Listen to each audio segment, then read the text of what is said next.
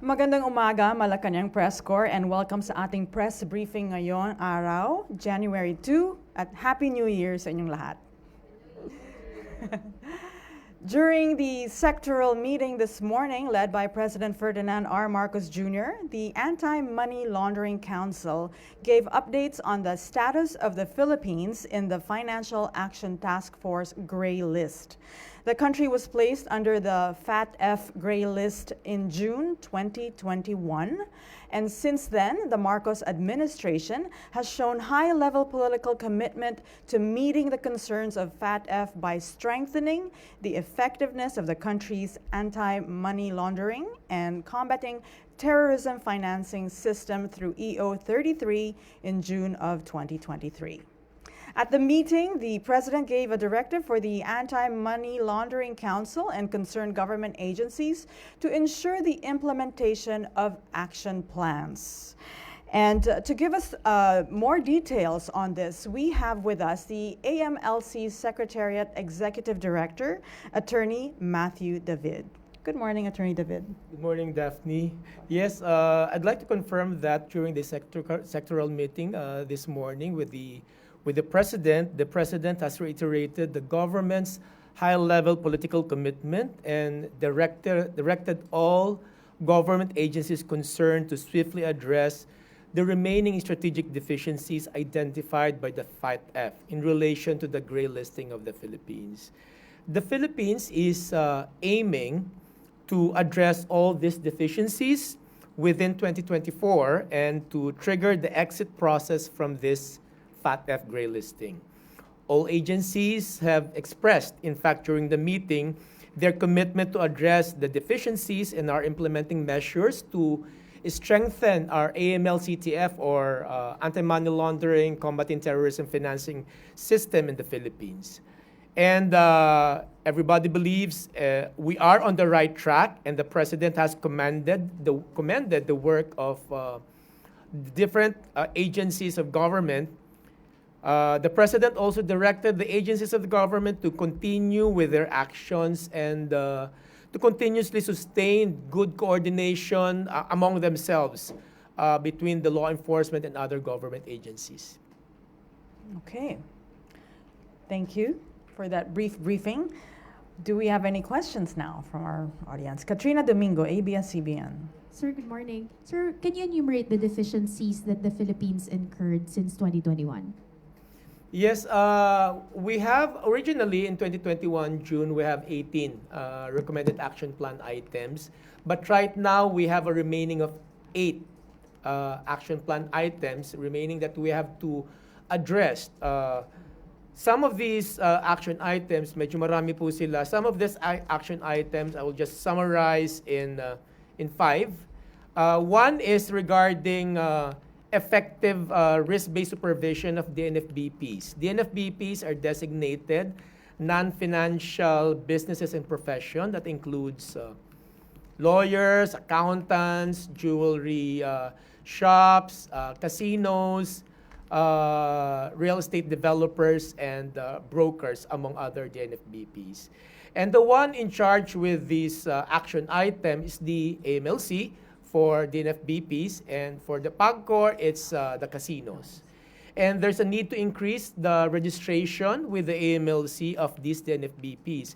Kaya nga we're encouraging all lawyers, accountants, and jewelry shops, and real estate developers, and brokers to register with AMLC and to perform their obligations as covered persons with the AMLC.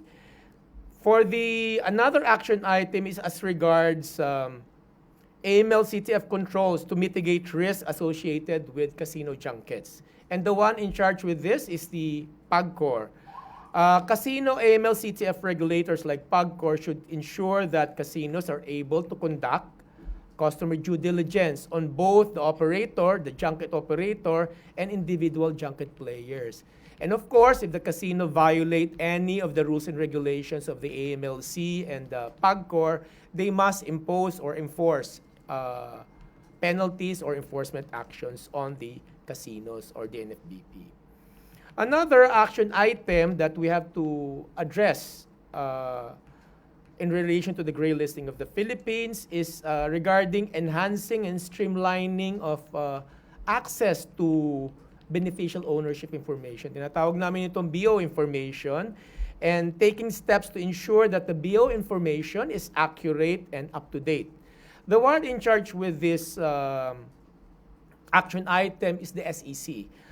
Corporations and legal persons under the SEC should increasingly submit BO information declarations with the SEC in compliance with SEC regulations. In fact, the SEC already issued regulations as regards submission of BO information.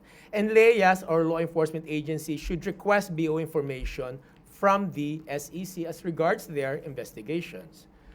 Another action item is demonstrating an increase in the money laundering and terrorism financing investigations and prosecutions in line with the risk of the Philippines. The agencies involved with complying or addressing this deficiency is the AMLC, the law enforcement agency, including the Philippine National Police, the PIDEA, NBI, NICA, ISAF, DOJ, among other law enforcement agency. Medyo mahaba-haba po itong listahan na to, pero what the FATF is looking for is that we should increase our money laundering investigations as well as terrorism financing investigations and prosecution in line with our risk. Another action item, which includes at least two action items po, we should demonstrate, one action item na pala to, we should demonstrate that cross-border measures are applied to all main seaports and international airports in the country, including the detection of false declaration of currency and confiscation action resulting therefrom, with particular focus on high-risk activities in line with the risk profile of the Philippines. The agency involved with complying or addressing this issue is the BOC, Bureau of Customs. Since Bureau of Customs is the one requiring assist or implementing the distribution of foreign currency and customs declaration in all our seaports, international seaports, and airports. And they must also not only distribute this foreign currency declaration form, but also they must show that there are increased detection of false declaration and make the necessary corresponding confiscation actions. Those are the most important action items that the Philippines should address in order for us to eventually exit the FATF gray list. Just a follow-up question, sir. I understand that the deadline to comply or to resolve all these issues was last January 2023. What were the hurdles that blocked or that hindered the Philippines in complying with all these requirements, and how do you actually hurdle those blockades? Of course, the hurdles, as I mentioned, these are the 8 action items remaining that are yet to be addressed. The FATF gives us ratings for each action items, and most of these remaining eight action items are still partly addressed, and one is not yet not properly addressed. And the most challenging action item is regarding terrorism financing prosecution. We need to file more terrorism financing cases. And the one in charge with complying with this action item is the law enforcement agencies, including the AMLC. Okay. Maricel Halili, TV5. Hi, sir. Magandang umaga po. Sir, why is it important for us to address these deficiencies sa FATF? Ano ba yung magiging epekto nito if hindi natin siya na-meet? Yes, our goal is to eventually exit the gray list. There are repercussions for being in the gray list because the longer we are in the gray list, the bigger the possibility or the higher risk that we will enter the blacklist. Of course, we don't want to be in the blacklisted jurisdiction. And if we will be in the blacklisted list, there are repercussions to that. And one of the repercussions is the effect on our transactions of our OFWs. Our OFWs usually send remittances to their families here in the Philippines. If we will be blacklisted, we are not yet blacklisted, we are still graylisted right now. The FATF will impose countermeasures on the Philippines and international financial transactions of Filipinos abroad. That is, for example, as the remittances of the OFWs, there will be increase in cost, more requirements, stringent requirements, or sometimes de-risking, or sometimes the transactions may be denied or disapproved. We don't want that to happen, so all government agencies are aiming to address those deficiencies, 8 remaining action item plans, and eventually exit the gray list this year, 2024. Okay. Eden Santos, Net 25. Hello po, Attorney. Good morning. Doon po sa funding terrorism, meron po ba tayong mga information, mga intel report na may mga pumapasok po sa Pilipinas na mga pondo from other countries na para po pondohan yung terror act dito? Meron ba? For intelligence information, confidential pa ho yun, but we have already filed cases for terrorism financing which are now pending in court. We cannot disclose the details of those cases, but there are typologies. Perhaps in general, based on those investigations, we have been receiving reports, and based on the investigation reports of our investigators, that some funds are coming from abroad, from different countries, and then they are being used for terrorism financing here in the Philippines. Ano pong grupo yung pinopondohan dito sa Pilipinas? These are now pending in court. I'm not at liberty to disclose the details yet because sub judice pa ho ito mga to. But there are organizations, NGOs, and designated terrorist organizations that are receiving these funds from abroad. So, ibig sabihin po talagang may mga terrorist dito sa Pilipinas? Regarding terrorists po, they are declared or designated terrorist individuals or organizations by the ATC. Sila po ang nagde-designate po ng mga terorista, whether individuals yan or organization. And the ATC has a list in their website of these terrorist individuals and organizations po. Mga ilan po yun? Ilang kaso at ilang grupo yung involved doon? And then, kailan po nag-start yung investigation, yung filing ng cases? Kasi kung nalagay tayo sa gray list po ng FATF, ibig sabihin medyo mabagal yung ating ginagawang investigation. Eden, the terrorism issues would be addressed not by AMLC. Also, maybe you could give us a brief background on why we were placed in the gray list in 2021. Yes. Yeah. We were placed in the gray list in June 2021 by the FATF. Before that 2021, we have a mutual evaluation. A mutual evaluation was conducted in the Philippines regarding our AML CTF system, as mentioned by Daphne a while ago. This is anti-money laundering, counter-terrorism of financing system in the Philippines. There is a technical compliance and there is an effectiveness compliance. Yung technical compliance po this is as regards the laws and regulations that we need to pass or implement in the Philippines. Pasado na po tayo sa technical compliance. Yung mga batas po natin na napasa noong time na yon ay yung Anti-Terrorism Act, amendments po sa Anti-Money Laundering Act as amended, among other rules and regulations and laws.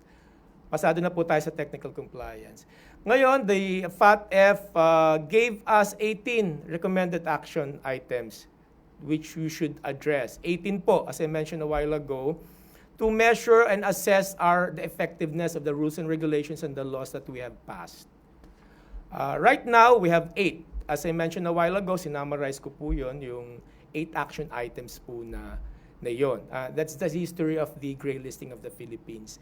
And in June 2021, the FATF found that we have still strategic deficiencies out of the 18 recommended action item plans that we have to address. Ngayon po, we have complied 10 out of the 18.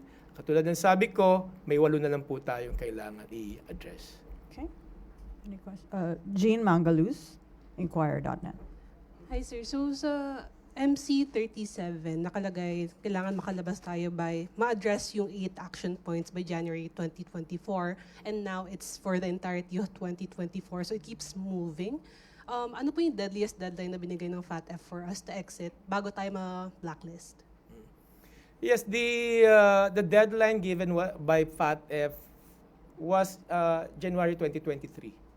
It was last year already, and it was not extended. However, since we already did not meet the deadline of January 2023, we're still in the gray list. And our aim, the aim of the government, is to exit the gray list this January 2024. That was a self-imposed deadline. But we are still hopeful that we will exit the gray list this year, 2024. Pero do we know if there's a time frame before we enter the blacklist? There is no time frame because the FATF doesn't give a time frame whether we will exit the gray list or whether we will enter the blacklist. The FATF doesn't do that. Rest assured that all government agencies in charge with addressing all strategic deficiencies, 8 remaining strategic deficiencies, are doing everything they can to complete the action items and for us, the Philippines, to eventually exit the gray list. Okay. Ivan Mayrina, GMA 7. Attorney, good morning. If I may backtrack a bit, can you just please explain to us what the listings mean? Pag blacklisted ka ba, does that mean you're a money laundering haven? And if you're in the gray list, you're a few degrees lower than that? Please explain it to us. When you are in the blacklist, it just means that the FATF thinks that you have several strategic deficiencies that you haven't addressed yet regarding your AML or anti-money laundering and counter-terrorism of financing system. That's why they given us recommended actions. If we don't complete or address those strategic deficiencies, we will eventually enter the blacklist. And perhaps you already know kung sino-sino yung mga nasa blacklist. It's already public, yung Iran, yung North Korea, and also recently Myanmar. Yan po ang nasa blacklist. And if you are in the blacklist, as I mentioned a while ago, yung countermeasures will already kick in, and this is being imposed by the FATF. The jurisdictions within the FATF will be expected to conduct enhanced due diligence over the financial transactions of our nationals and those linked with the Philippines if we enter the blacklist.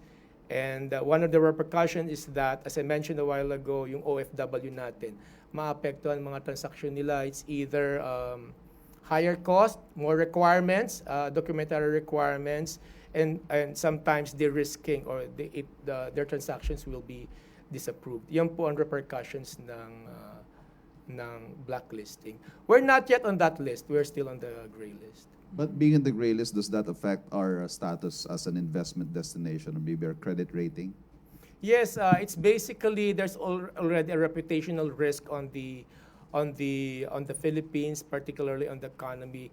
It may affect our credit rating. As you very well know, ang World Bank and even the IMF is looking into also the status of the Philippines regarding the gray list.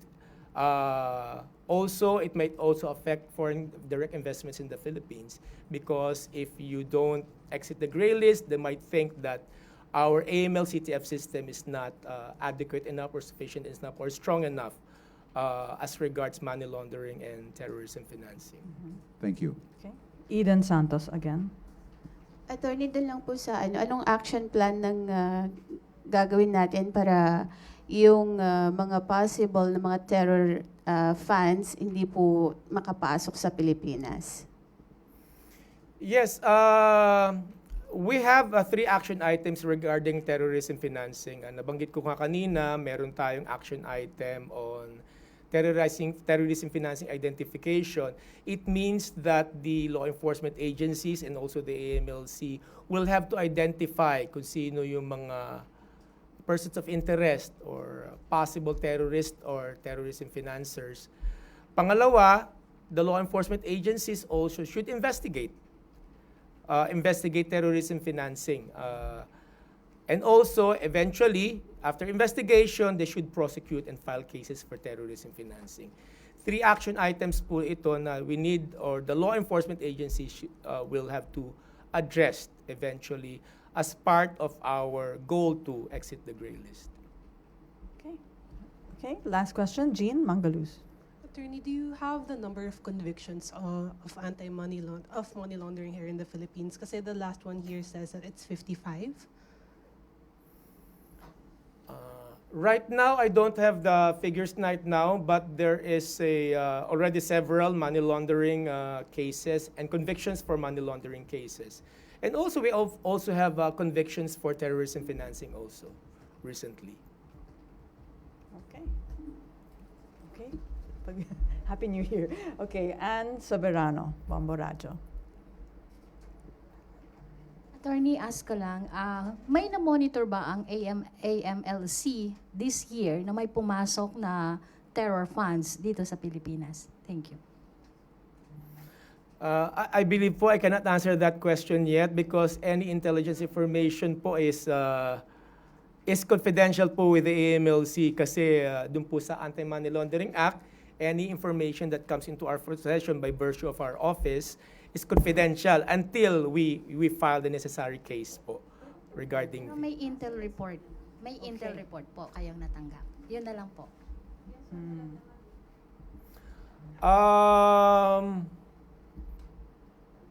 Right now wala po ako natatandaan na na-receive namin report na may terrorism financing funds na pumapasok sa Pilipinas. Okay. I think we can end our press briefing here. Thank you so much, Attorney Thank you, David. Daphne. And thank you, Malacanang Press Corps. And Happy New Year again. Thank you. Thank you.